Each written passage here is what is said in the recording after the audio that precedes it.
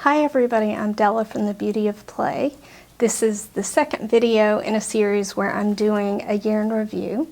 The previous video I was talking about my fourth graders experience, and this video I'm going to talk about my son's experience in his second year of high school.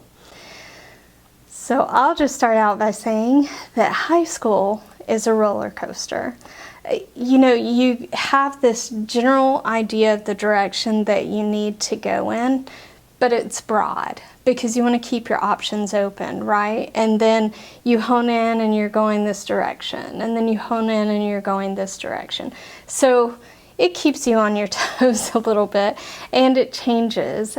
And it is helpful for me to recognize that it's just likely to change. We began this year finishing up some things from last year. So we still had some biology left, some Algebra 1 left, and some English.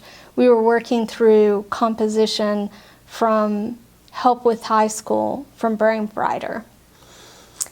When those were finished, the plan was to have 6 subjects. And I don't even remember what all 6 of those were. And we were going to do 3 of those subjects for half a year and 3 of those subjects for the second half of the year. But that kind of got blown to bits. So we did start with astronomy, world history, and geometry. But in October, my son came to me and said, I want to do dual enrollment and I want to do it next semester.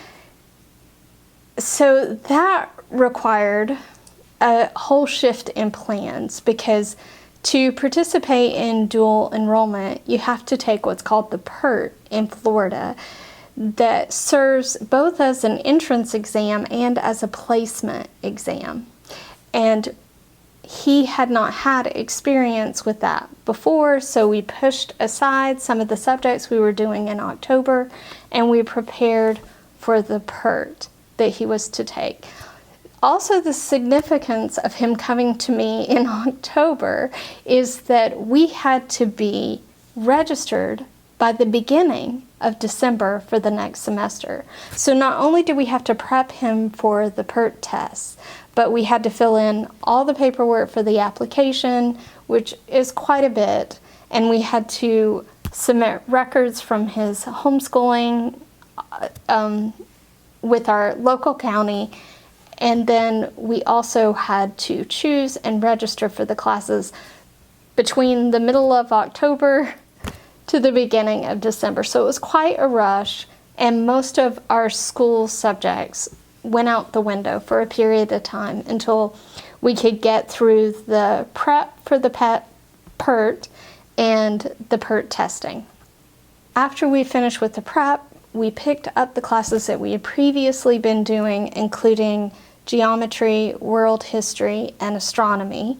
At that point, we were not going to finish it in half a semester, and so it got carried on into the second semester, and then he picked up a couple more classes. He picked up Spanish 1, working with me and a friend, and he picked up the college success class that he wanted to do through dual enrollment. We didn't add any other classes, but in the last 2 years, my son has spent an extraordinary amount of time taking apart, watching videos, learnings about drones, because he's just fascinated by them. And he has learned so much in this year that I have counted that as an additional class for this year. So the materials that we used for astronomy were DK's Universe and DK Planets, and also a book that I found of labs that was Astronomy for All Ages. I will give those links in the show notes and on the blog post. In addition to that, we used a game that was highly interactive and recommended to us by Bridget from Roots of Wonder, called Universe Sandbox, which allows you to manipulate different aspects in the universe on a virtual platform. For geometry, we used Jamie York's Making Math Meaningful. I love Waldorf geometry, but it is very different than anything that I was taught in public school. It's the same information, but how it's taught and what they do with it, completely different. And it's beautiful, and I love it, but it wasn't something that I was going to be able to do without some kind of training. So I took Jamie York's online training for high school geometry. We also used his high school Making Math Meaningful book and his high school Making Math Meaningful workbook. For world history, we're using the World History Project. This is a phenomenal course and it's free. The thing that I love about the World History course is all the tools that they teach for analyzing and comparing the material that the children are exposed to. They teach concepts like change and continuity over time, and you compare and graph those on a board.